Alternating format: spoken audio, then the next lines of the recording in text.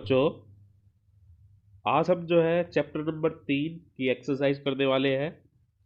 पिछली वीडियो में हम इस चैप्टर नंबर 3 का संपूर्ण परिचय आपको बता चुके हैं। जिन बच्चों ने उस वीडियो को नहीं देखा है वो बच्चे उस वीडियो को देख लें। 8वीं क्लास की प्लेलिस्ट हमने बना दी है, आप उस प्लेलिस्ट पे जाकर भी देख सकते हैं। जितने भी बच्चे यहाँ पर जुड़े हुए हैं वो अपने दोस्तों को एक बार मैसेज कर दीजिए कि मैथ की क्लास शुरू हो चुकी है और सभी के सभी बच्चे यहाँ पर जुड़ जाए। ठीक है, आप सभी मुझे जानते होंगे, मैं विपिन कुमार और ये है हमारा YouTube channel we are maths classes.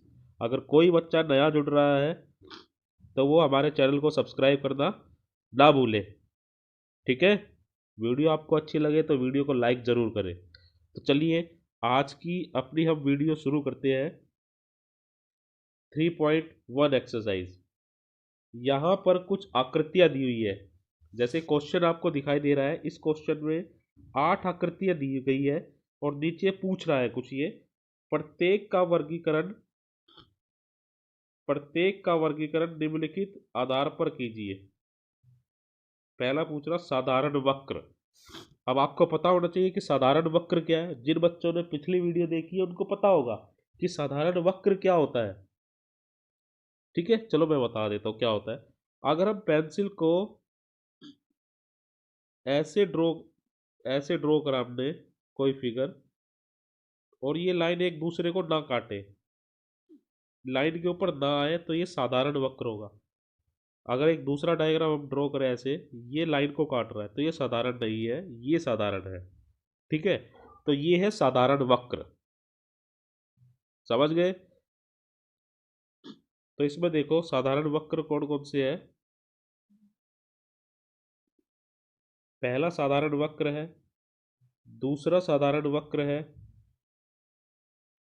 पांचवा साधारण वक्र है, छठा साधारण वक्र है और सातवां साधारण वक्र है। ठीक है, ये साधारण वक्र है। समझ गए? दूसरा पूछ रहा साधारण बंद वक्र। पेंसिल को बिना उठाए जैसे ये दोबारा से ड्रॉ करते हैं हम, इस प्रकार से साधारण तो है लेकिन बंद होना चाहिए। यहाँ पे ये बंद है, ये एक ही पॉइंट था। तो ये सातों के सातों देखो, पहला, दूसरा, पांचवा, छठा, सातवां, ये पांचों के पांचों जो है ये भी साधारण बंद वक्र है। समझ गए? साधारण वक्र और साधारण बंद वक्र। तीसरा पॉइंट देखिए क्या पूछ रहा है, बहुभुज। बहुभुज इनमें से कौन कौन सा है? बहुभुज के बारे में हमने आपको पिछली वीडियो में अच्छे से बताया है। परिभाषा एक बार मैं आपको फिर से बता देता हूँ, लिख लेना, आप बुक में भी लिखी हुई है। बहुभुज क्या होता है? एक ऐसा साधारण बंद वक्र जो भुजाओं से मिलके बना हो। किससे मिलके बना हो? भुजाओं से। एक ऐसा साधारण बंद वक्र जो भुजाओं से मिलके बना होता है उसे बहुभुज कहते हैं। और बहुभुज को बनाने के लिए कम से कम 3 भुजाओं की आवश्यकता होती है। कम से कम कितनी भुजाएं? 3 भुजाएं। 3 भुजाओं तो चाहिए, तभी हमारे पास बहुभुज बन सकता है। देखो, एक भुजा, दो भुजा और ये 3 भुजा। ठीक है, और 3 भुजाओं से बने बहुभुज को हम कहते हैं त्रिभुज। ठीक, मेरी आवाज सभी को आ रही है ना? अब जितने भी बच्चे यहाँ पे जुड़े हैं, एक बार सभी के सभी बच्चे अपनी अटेंडेंस लाइव चैट में शेयर करें, नाम, क्लास, रोल नंबर, सेक्शन। ठीक है, 8वीं बी और 8वीं डी दोनों से मैं बोल रहा हूँ, सभी के सभी बच्चे जो है अपनी अटेंडेंस शेयर कीजिए। तो बहुभुज पता चला।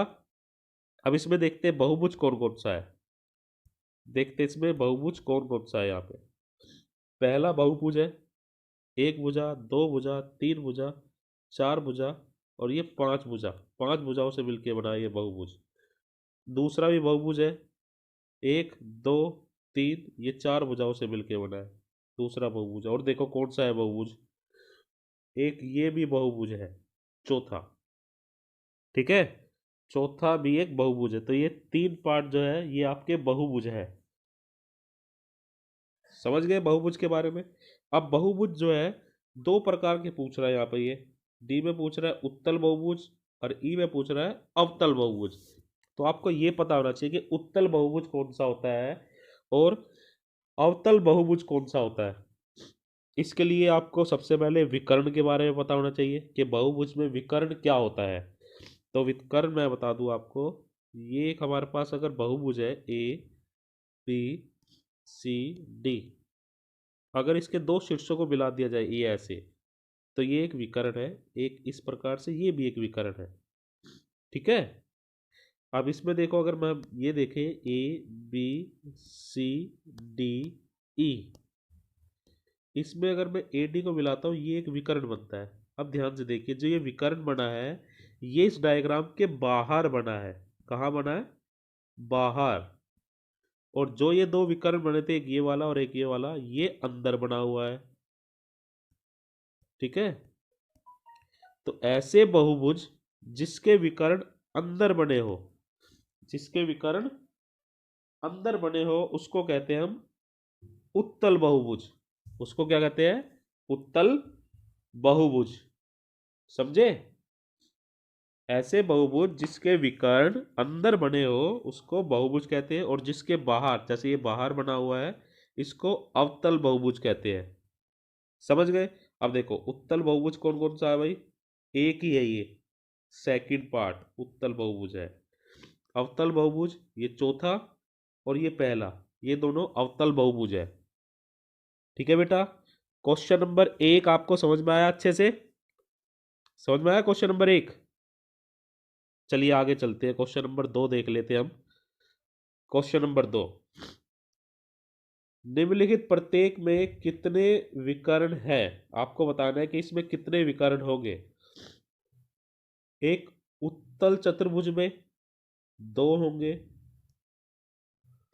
एक समषटभुज में 9 होंगे, एक त्रिभुज में एक भी विकर्ण नहीं होता, एक भी विकर्ण नहीं होता।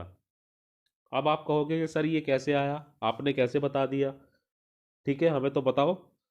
तो मैं आपको एक फॉर्मूला बता रहा हूं यहाँ पे, जिसकी मदद से आप सभी बहुभुज के विकर्ण बता सकते हैं। तो फॉर्मूले को आप ध्यान से देखना, उस फॉर्मूले को किस प्रकार से वो फॉर्मूला काम करेगा। देखो मैं फिर से बता देता हूँ, बहुभुज क्या था? बहुभुज ऐसी साधारण बंद वक्र जो भुजाओं से मिलके बनी है। तो बहुभुज को बनाने के लिए कम से कम 3 भुजा चाहिए। 3 भुजा वाले को क्या कहेंगे? 4 भुजा वाले को क्या? 6 भुजा, 5 भुजा वाले को 6 को, 7 को, 8 को। ये आपके बुक में दी हुई है, तो ध्यान से देखो। 3 भुजा वाले को हम कहते हैं त्रिभुज। ठीक है। 4 भुजा वाले को कहते हैं हम चतुर्भुज। 5 भुजा वाले को कहते हैं हम पंचभुज। 6 भुजा वाले को कहते हैं हम षडभुज। 7 भुजा वाले को कहते हैं हम सप्तभुज। 8 भुजा वाले को कहते हैं अष्टभुज। 9 भुजा वाले को कहते हैं नवभुज। और 10 भुजाओं वाले को कहते हैं हम 10 भुज। ठीक है। ये पिछली क्लास में हमने बताए थे, लेकिन मैंने अब भी बता दिया आपको। ठीक है। तो अब देखो विकर्ण निकालने का क्या फॉर्मूला है। विकर्ण निकालने का एक फॉर्मूला है, ध्यान से देखना। वो है हमारे पास n इंटू n-3 बटे में 2। ये एक फॉर्मूला है जिसकी मदद से हम किसी भी बहुभुज के विकर्ण ज्ञात कर सकते हैं। अब आप कहोगे सर यहाँ पे n क्या है? तो n है हमारे पास भुजाओं की संख्या, भुजाओं की संख्या। तो इस फॉर्मूले में आपको सिर्फ भुजाओं की संख्या पुट करनी है। अब देखो ये था चतुर्भुज, चतुर्भुज में कितनी भुजा थी? 4 भुजा। ठीक है। तो इस फॉर्मूले में 4 पुट करके देखो, 4, 4 माइनस 3 बटे में 2, 2 एकम 2, 2 दूनी 4, ये कट गया, ऊपर बचा 2, और 4 में से 1 गया, सॉरी 3 गया 1, तो 2 एकम 2। तो इसके विकर्ण कितना है? 2। ऐसे ही ये षडभुज में देखो कितनी भुजाएं थी? 6। तो इस फॉर्मूले में 6 पुट करो, 6 इंटू 6 माइनस 3 बटे में 2, तो ये आया 6 गुना में ऊपर कितना बचा, 6 में से 3 गए 3 बटे में 2, 2 से काट दो, 2 तिया 6, 3 तिया 9, 9 आ गया, तो इसमें आ गया 9। समझ गए? समझ में आया? तो इस फॉर्मूले की मदद से ये फॉर्मूला नोट कर लो, किसी भी बहुभुज के विकर्णों की संख्या बराबर में ये फॉर्मूला। ठीक है? ठीक है भाई, क्वेश्चन नंबर 3 की तरफ चलते हैं अब। क्वेश्चन नंबर 3 देखिए।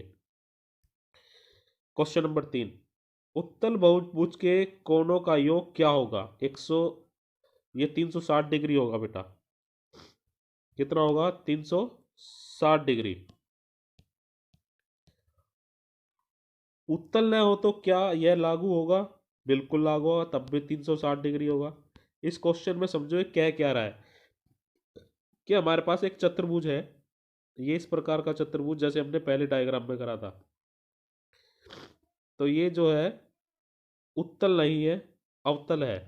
ए सॉरी, हमने गलत बना दिया डायग्राम। देखो, हमने एक चतुर्भुज लिया, जैसे ये 4 भुजाओं से मिलके बना है। एक हम डायगोनल अगर ग्रोथ ड्रा कर दे यानी विकर्ण, तो 2 त्रिभुज बन जाती है। एक त्रिभुज के कोणों का योग 180 डिग्री, दूसरी का भी 180 डिग्री, तो दोनों को जोड़ा कितना आ गया? 360 डिग्री आ गया। ये तो अवतल है, सॉरी उत्तल है। अब ये कह रहा अवतल में भी क्या ये गुण लागू होता है? तो हम कहेंगे हाँ बिल्कुल लागू होता है। ये हमने एक चतुर्भुज बना लिया, ये एक डायगोनल ड्रॉ करा। अब देखो, ये भी तो एक ट्रायंगल है और ये भी तो एक ट्रायंगल है, इसका भी 180 डिग्री होगा और इसका भी 180 डिग्री होगा, तो दोनों को जोड़ा, इसका भी क्या आया? 360 डिग्री। तो चतुर्भुज उत्तल हो या अवतल हो, उसके सभी कोणों का योग कितना होता है? 360 डिग्री होता है। समझ गए? कितना होता है? 360 डिग्री। ये क्वेश्चन भी समझ में आया भाई? आगे चले, चलिए आगे क्वेश्चन करते हैं अब हम। Question number 4। क्वेश्चन नंबर 4, आज की वीडियो में क्वेश्चन नंबर 4 तक ही हम डिस्कस करेंगे। लगभग 12.5 मिनट की वीडियो होगी है ये, इसमें 5 मिनट लगेंगे। चलिए देखिए, तालिका की जांच कीजिए, प्रत्येक आकृति को त्रिभुजों में बांटिए और कोणों का योग ज्ञात कीजिए। आकृति देखिए, 4 डायग्राम दिए हैं, पहला, दूसरा, तीसरा, चौथा, 4 डायग्राम है। पहला डायग्राम देखिए, इसमें क्या है? एक ही ट्रायंगल दी हुई है, तो ट्रायंगल में कितनी भुजा? 3 भुजा, और कोणों का योग कितना होता है? 180 डिग्री, ये हमें पता है। अब देखो, ये है चतुर्भुज 4 भुजाओं वाला, इसमें से एक डायगोनल ये ड्रॉ करा, तो इसमें कितनी ट्रायंगल बन गई? 2 ट्रायंगल बन गई। 4 भुजा, तो हमने क्या करा? एक ट्रायंगल के कोणों का योग था 180 डिग्री, कितनी ट्रायंगल बन गई इसमें? 2, तो 2 से गुना करा, ये आ गया 360। और फिर क्या कह रहा है? इस 2 को कैसे लिख रहा है वो नीचे? 2 को लिख सकता है 4-2, 4-2 गुना में 180 डिग्री, तब भी ये 360 ही आएगा। अगला देखिए, ये 5 भुजा वाला है, इस 5 भुजा वाले में 2 विकर्ण ड्रॉ करें, एक ये और एक ये, तो 3 ट्रायंगल बन गई। कितनी ट्रायंगल? 3 ट्रायंगल। 3 ट्रायंगल को 180 डिग्री से गुना करा, तो हमारे पास आया 540। अब ये फिर से क्या कर रहा है? 5 को कैसे लिख रहा है? देखो, यहाँ पे लिखा हुआ है 5 को कैसे लिख रहा है, सॉरी 3 को कैसे लिख रहा है? 5-2 इंटू में 180 डिग्री। अगला देखिए, 6 भुजा वाला है, 6 भुजा, तो कितनी ट्रायंगल बन रही है यहाँ पे? 4, तो 4 गुना 180 डिग्री, और 4 को ये कैसे लिख सकता है? 6-2 इंटू में 180 डिग्री।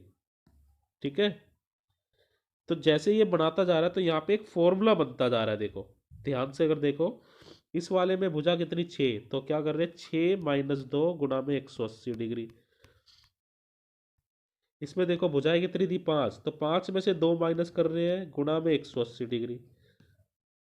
तो जितनी भुजा है उसमें से 2 माइनस करो और 180 से गुणा कर दो, तो सभी जितने भी बहुभुज है हमारे पास, उनके कोणों का योग हम ज्ञात कर सकते हैं। समझे? तो पहला पार्ट देखिए इसका, एक बहुभुज के कोणों के योगों के बारे में आप क्या कह सकते हैं? जिसकी भुजाओं की संख्या निम्नलिखित है। पहला देखिए, भुजाओं की संख्या क्या है? 7 है। अब देखो, इस तरह से हमें देखना, अब भुजाओं की संख्या कितनी है भाई? 7 है। तो कोणों का योग क्या होगा, 7 है तो त्रिभुज कितनी बन जाएगी, 7 को मैं कैसे लिख सकता हूँ, 7 - 2 गुणा में 180 डिग्री। तो ये आंसर आ जाएगा इसका 7 वाले का। ये कैसे आएगा, 8। 8 को हम कैसे लिख सकते हैं भाई, 8 में से 2 घटा दो, 8 - 2 गुणा में 180 डिग्री, ये इसका आंसर आ जाएगा। 10 वाले का देखो कैसे आएगा, 10 - 2 गुणा में 180 डिग्री। तो यहाँ से क्या पता चल रहा है, जितनी भुजा है उसमें से 2 घटाओ और 180 से गुणा कर दो। डी वाला कैसे पता चलेगा, एन में से 2 घटा दो और 180 से गुणा कर दो।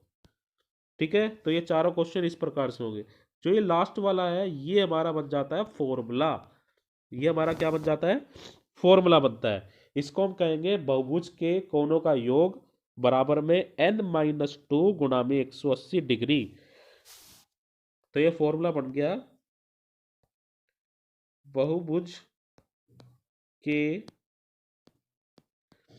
कोणों का योग